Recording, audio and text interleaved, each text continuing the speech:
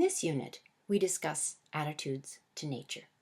We're going to look at 3 different examples, and the first of those is the creation narrative, or the story of Adam and Eve in the Old Testament, or the Jewish Torah. The second is the scientific revolution that builds in the late 1500s, but really takes hold in the 1600s. And this is the idea of experimenting, testing, and learning to control the forces of nature. So we might ask, how do these Christian or scientific attitudes to nature shape how Europeans use the land and water and the resources of water and land and the world around them? And how do beliefs and attitudes shape European settlement of the New World and the interactions with Indigenous peoples? So in this unit, there are 2 readings and a documentary video. So the first reading is an article by Lynn White Jr. called The Historical Roots of Our Ecologic Crisis. And it's sort of a classic that discusses Christian views and attitudes to nature and alludes also to the possible avenue for kind of commercial and capitalistic exploitation of nature that comes from this kind of Christian view of domination. And the second set is probably one of the most difficult readings in the course, and that's why I've kept it really short. It's just 2 pages, and it's from Carolyn Merchant's Reinventing Eden, the 2013 edition. And she really discusses the kind of new attitudes of the scientific revolution. And the third part is just to watch about a 20-minute documentary on the Mi'kmaq peoples of Atlantic Canada, which really studies the attitudes that the Mi'kmaq have in keeping their traditional views, but living in, for lack of a better term, a white sort of European world. So in the creation story, in the book of Genesis, which is part of the Old Testament, shared by Judaism and Christianity, God gave dominion over all the other creatures, and Adam actually names all of the creatures. So in a 1526 painting, the German artist Lucas Cranach depicts Adam and Eve in the Garden of Eden, and he shows a wide array of flora and fauna. It features a lamb, 2 partridges, a stork, a roe deer, a stag, a heron, a lion, a wild boar, and a horse. We can find all those creatures in there. And in front of the apple tree, we see a vine bearing grapes and climbing up the tree. So Adam and Eve have dominion over all of these creatures. Humankind is set apart from nature, superior to nature. And at the risk of sounding like a preacher, I will read to you from Genesis, book 1, verses 26 to 28.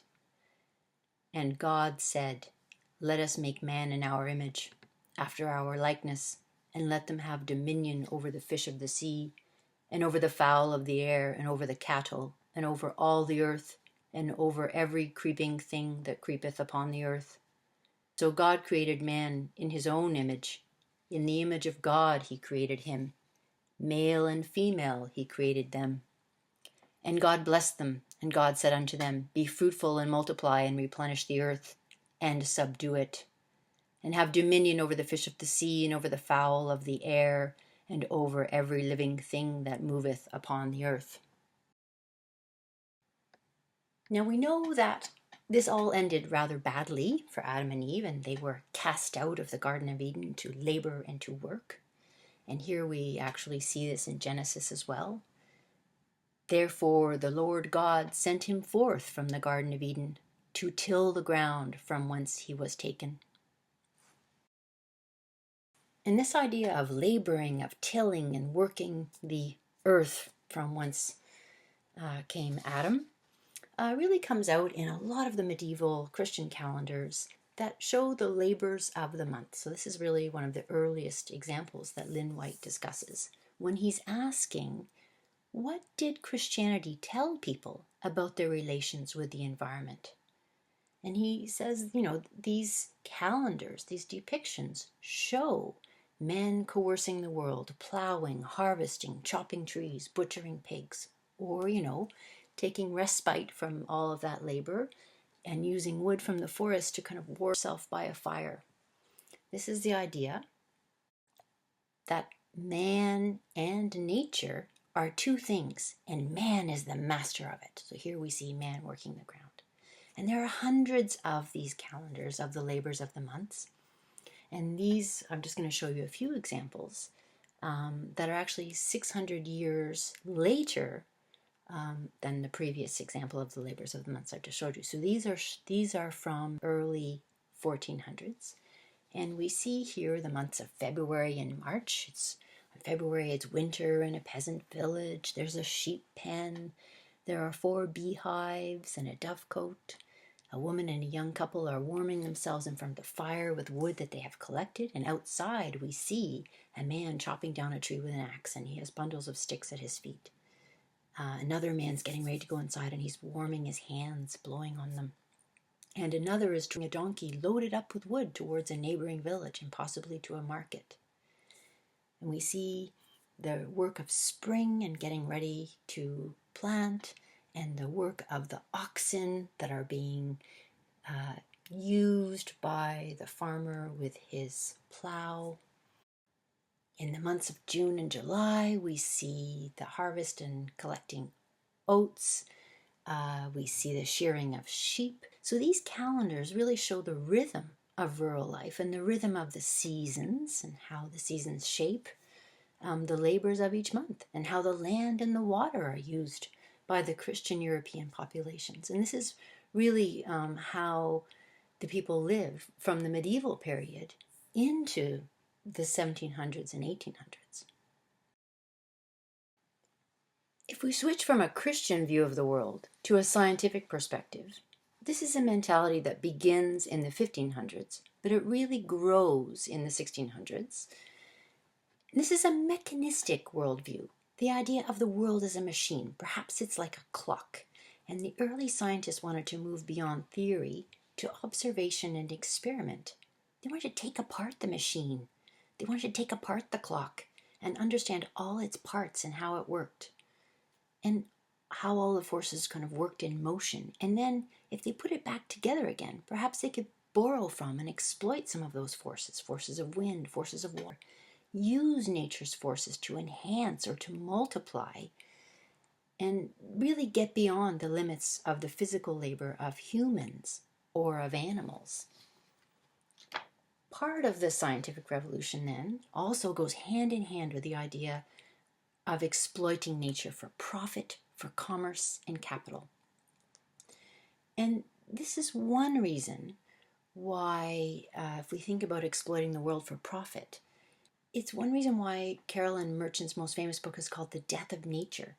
Because before this time, nature was considered to be a living, breathing thing, a kind of a feminine thing, the idea of Mother Nature or the Earth Mother. The Earth is alive. And when you switch to a kind of a scientific view of parts and matter and atoms that can be observed and then used, nature's sort of no longer alive.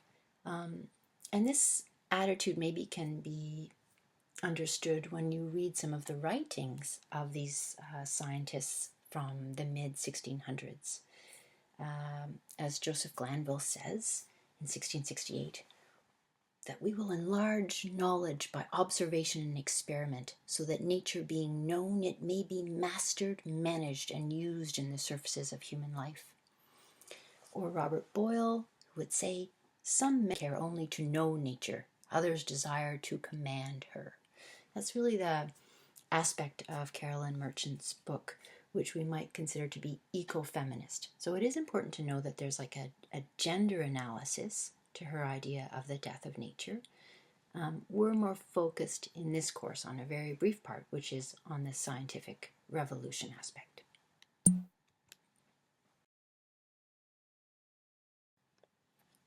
Across Europe in the 1600s, you have the foundation of these European academies of science. The Academy of Experiment in Florence, which is the one that's depicted here with all the little experimental lab equipment shown in the foreground. The Royal Society in London, founded in 1660, the Académie des Sciences in Paris, and another academy in Berlin in 1700. So these sort of men, you see the gentlemen seated there, of science, are really exploring the scientific method, observation of forces of nature, setting up an experiment, repeating by testing and retesting that experiment, and perhaps coming up with some kind of law through their reasoning and observation and experiment.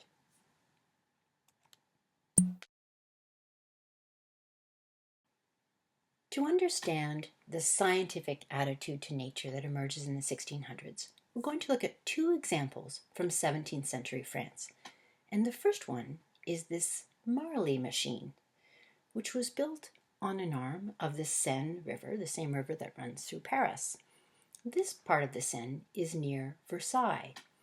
So this Marly machine consisted of 14 gigantic wheels of 36 feet in diameter.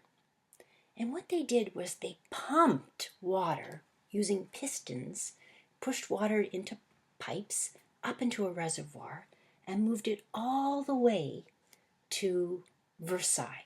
I'm going to show you another perspective on this. So here we see again these 14 gigantic water wheels moving 221 pumps in relays up that hillside. This is a little bit exaggerated from this perspective. And it raised the water 162 meters above the river.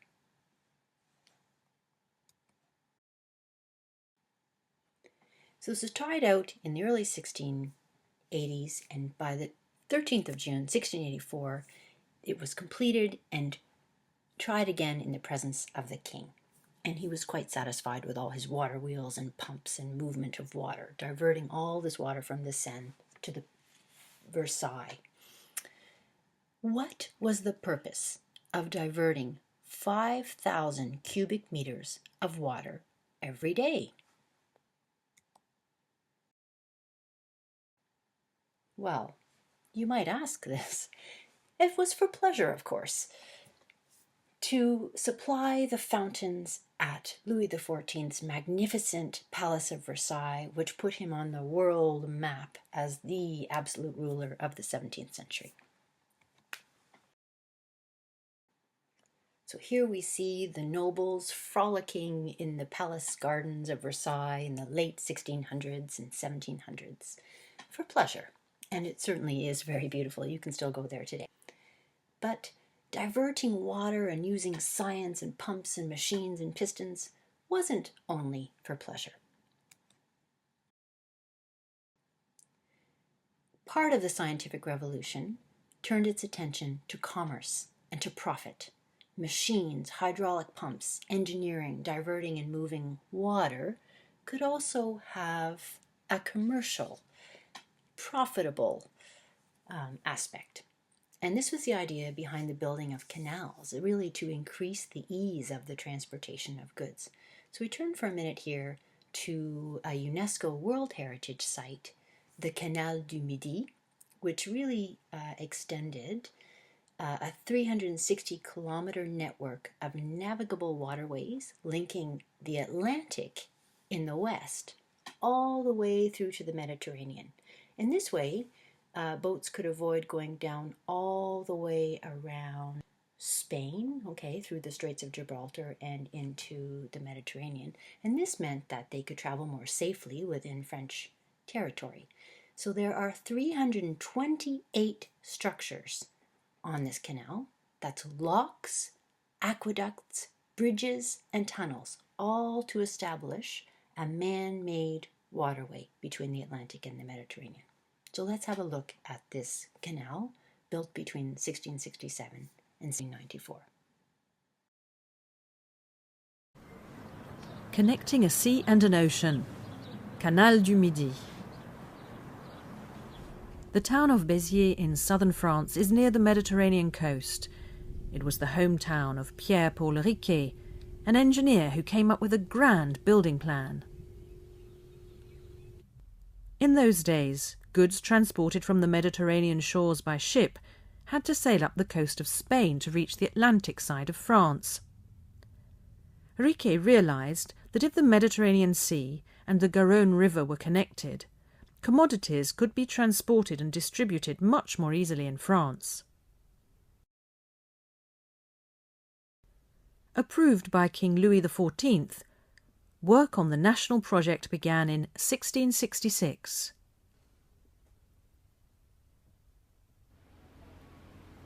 Riquet first built a huge dam on hilly ground so that water could flow through the entire canal system. Embankments were made from granite blocks. The embankment measured 871 metres in length, and it was the longest in Europe at that time. Then the canal was gradually extended towards both the Mediterranean and the Atlantic coastlines. To build a 240-kilometre long canal was not an easy task. Some of the most advanced civil engineering techniques were employed. When the canal came to a river, an aqueduct had to be built over it.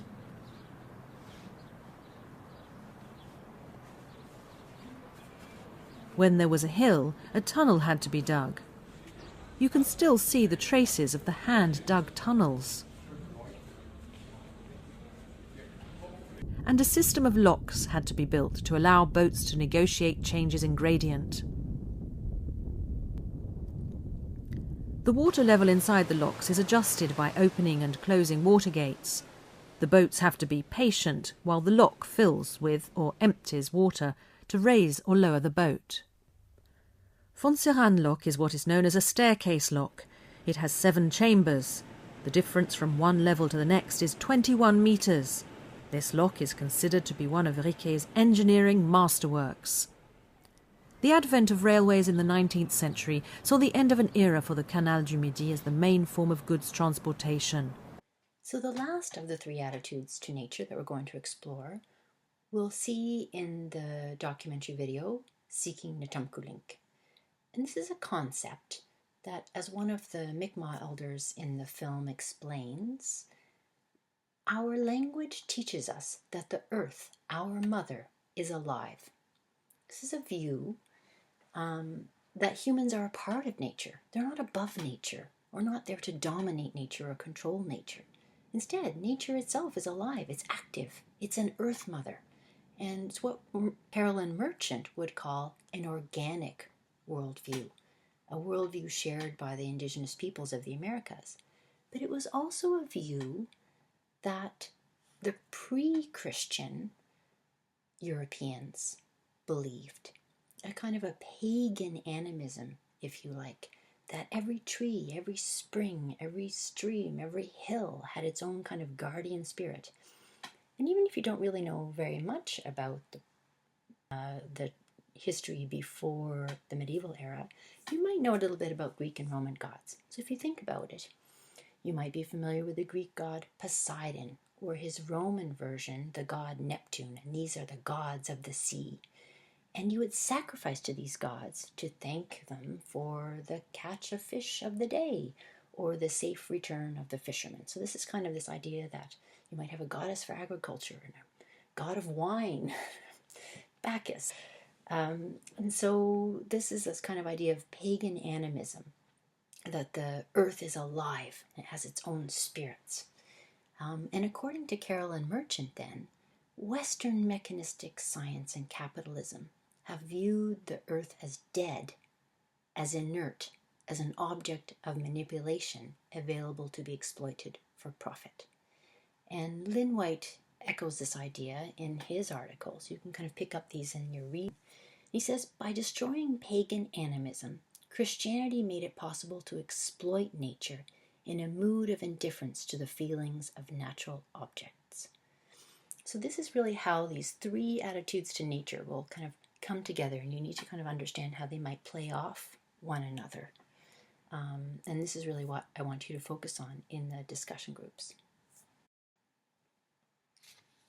So we need to think about then how Europeans took some of these Christian and scientific attitudes with them to the New World. And perhaps there were these clash then between the attitudes to nature of Indigenous peoples and the European settlers over how to use the land and the water and its resources.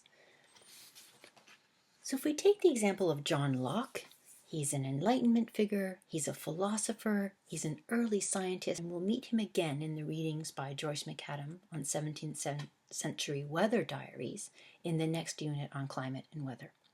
Now he's famous as a political philosopher who contributes to the Glorious Revolution in England in the 17th century, as well as the American Revolution. Some of the ideas that he outlines in the book we see here, his two treatises of government, become important in the Declaration of Independence and the foundation of the United States. And we're going to focus specifically on his ideas about property, about land. And this comes from chapter 5 of the two treatises of government, the section 25 of property. I'm going to quote to you from chapter 5 of property. And Locke here gives us an account of the grants God made of the world to Adam and to Noah and his sons. And I'm quoting from Locke here. It is very clear that God, as King David says, and he quotes from the Psalms, as King David says, God has given the earth to the children of men, given it to mankind in common. But this being supposed, it seems to some a very great difficulty, how anyone should ever come to have a property in anything. But I shall endeavor to show how men might come to have a property in several parts of that which God gave to man in common, and that without any express compact of all the commoners. I'm going to stop here for a second and just explain that a little bit. He's really picking up on this idea that if Adam was created in the Garden of Eden, and later Noah and his sons after the flood are granted the earth, how, if this is given to kind of all of humankind, let's say, how is it that some people have their own property, have private property?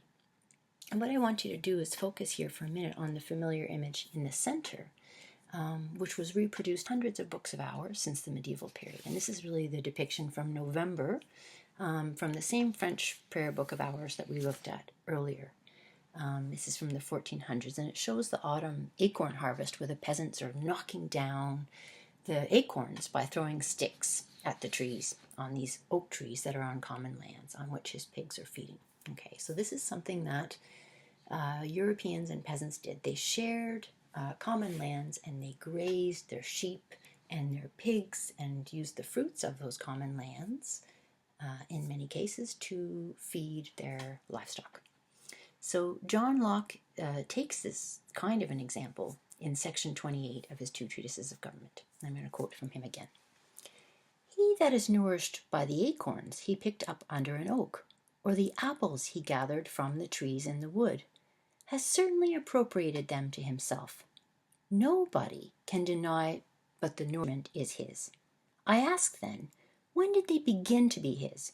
When he digested, or when he ate, or when he boiled, or when he brought them home, or when he picked them up? And it is plain, if the first gathering made them not his, nothing else could. That labor put a distinction between them and common, and that added something to them more than nature, the common mother of all, had done, and so they became his private. And he says, it continues in section 30, thus the law of reason makes the deer that Indian's who hath killed it. It is allowed to be his goods, who hath bestowed his labor upon it, though before it was the common right of everyone. So what Locke's really talking about here is that if you add labor to something, if you pick an apple, that apple becomes yours. If you're, and he says an Indian here, if you're an indigenous person and you kill a deer, that deer becomes yours. You can appropriate the land, and it can become your private property.